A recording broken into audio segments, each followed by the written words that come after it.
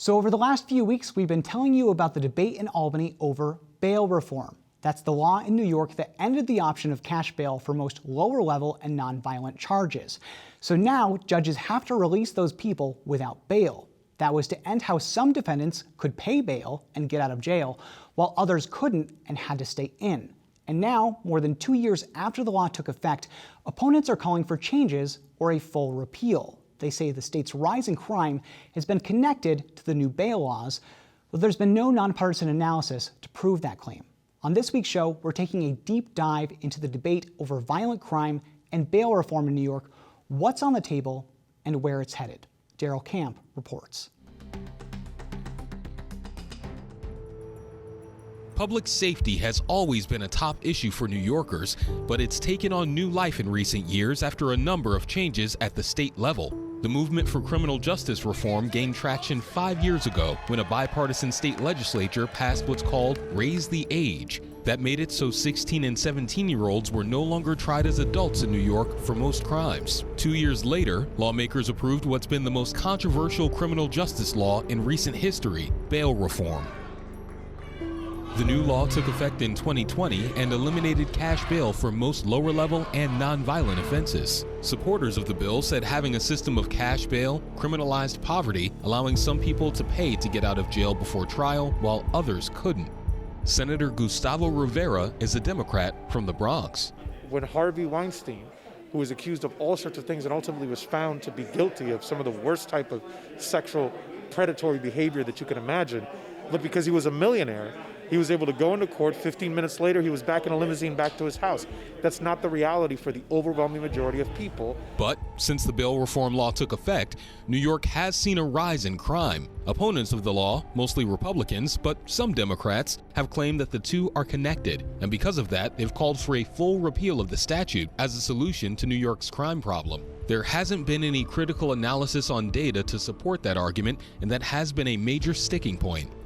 The state court system does have data on pretrial outcomes, but it doesn't have the numbers from before the new bail reform law went into effect for comparison. According to an analysis from the Times-Union, 2% of those released without bail between July of 2020 and July of 2021 went on to commit a felony.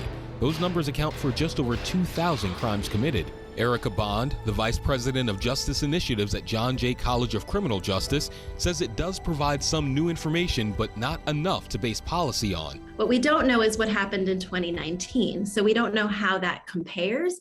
And so it's really hard then to assess whether 2020 represented an increase or a decrease in the percentage of people that were committing violent felonies upon release. Advocacy groups seeking to amend or overhaul the law, however, say they have lived through the evidence that would support those changes. One of those groups is Harlem Mothers Save, led by Jackie Rowe Adams. She lost 2 sons to gun violence and says elected officials have their priorities in the wrong order. Now, if it was a police killing us, everybody would be up in arms. This place would be packed. Every media would be standing here because the police shot up. Well, we shooting us, and that's how we measure it. We measure it when our elected officials that I have very great respect for is not doing what they supposed to do, because that's the only time they want to do something is when the police kill us. Well, that's going to stop.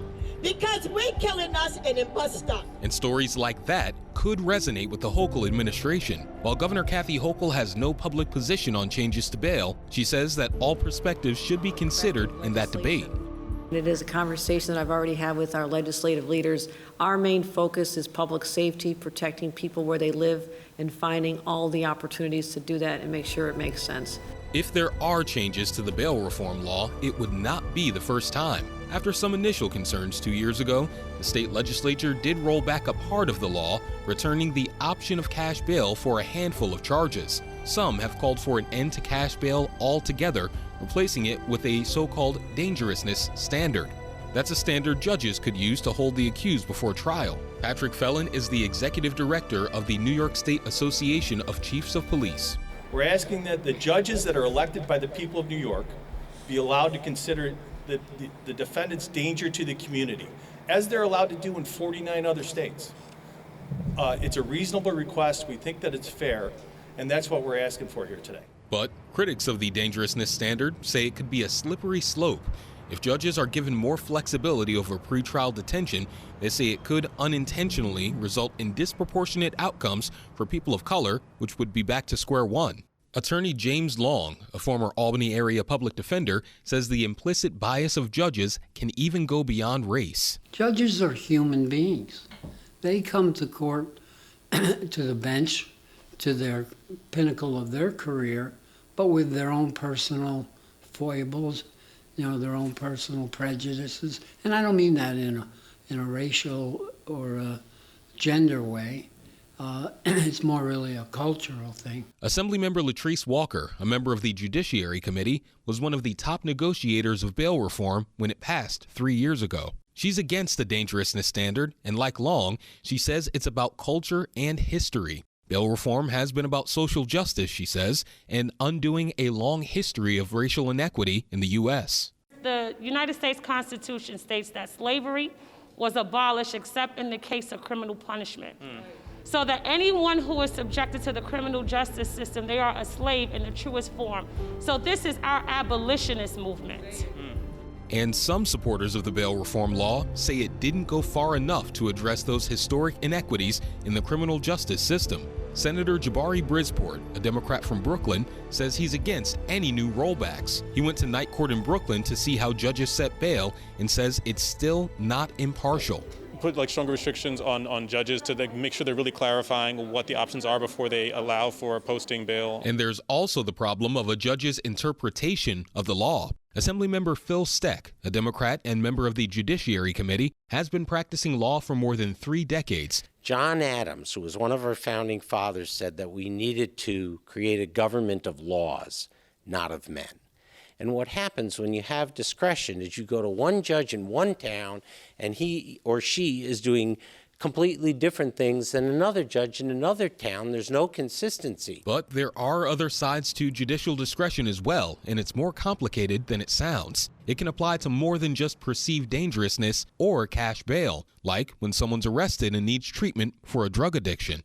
Assemblyman Keith Brown is a Republican from Suffolk County who's also on the Judiciary Committee. Judges can't get treatment to individuals that need it the most, who are charged with, say, some type of crime that was related to their drug habit. So that person who really needs to get into treatment, right, there's no oversight of them anymore, and the judge doesn't have the option to send them to treatment. And that opens the conversation to more than just bail reform when it comes to violent crime. For gun crime in particular, most stakeholders do agree that it takes more than just law enforcement to find a solution. Damon Baycoat leads the state's Office of Youth Justice in the Division of Criminal Justice Services. His office manages the SNUG anti-violence program, named after the word guns spelled backwards. I think SNUG provides some of that formal structure where, here are guys who have lived some of the past life that some of these young people live, and this is their job to go out there and work with these young people. And all of that comes back to the state level and specifically funding. Stakeholders from both sides of the issue say that regardless of the bail reform law, one way to curb crime would be to invest in the state's young people. Senator Gustavo Rivera again. And if we want to have a real conversation about how we actually deal with crime in the long term, then let's have a real conversation about investment in communities that are stricken by crime. Not just how do we police them more, but how do we invest in them more? And that debate is often seen as an either or. You'll often hear from either side that the state should either boost funding for police or invest more in social programs and communities. But Senate Republican leader Rob Ortt, while still an opponent of the bail reform law, says it doesn't have to be that way. I think there was this notion that the only way we can properly invest in those programs is to defund the police. As if somehow taking money from those who are protecting us is somehow, that's the only way we can also invest. We have done both. Cities are doing both. Counties do both, meaning they have the obligation of, I got to make sure that the folks that protect us have the resources. But I tell you what, they don't want to be locking up 16-year-olds who should be in a mental health facility instead. They don't want to be locking up somebody who really needs a drug program instead. And that idea is more bipartisan than you might think. Governor Hochul says she is against reducing funding for law enforcement agencies. In her State of the State address, she said the state should invest more money into community and anti-violence programs. And everyone deserves to feel safe on the streets, in schools, in their homes, and in their communities, and during their commutes. And in too many communities, they just don't. So we're going to prioritize public safety, starting with $224 million investment into programs that will reduce gun violence and other programs to help children in our streets. The investments are about more than just communities, though. Senate Majority Leader Andrea Stewart-Cousins says that investment should start earlier while children are still in school. That's why we focus so much on education, because what they tell you is that the likelihood of you being in a bad situation is generally linked to whether or not you've been able to get an education. And on that front, Governor Kathy Hochul is proposing over $2 billion in additional education spending in this year's budget. Those arguments will continue for the next several months as she and the state legislature continue to negotiate the budget. For New York Now, I'm Daryl Camp in Albany.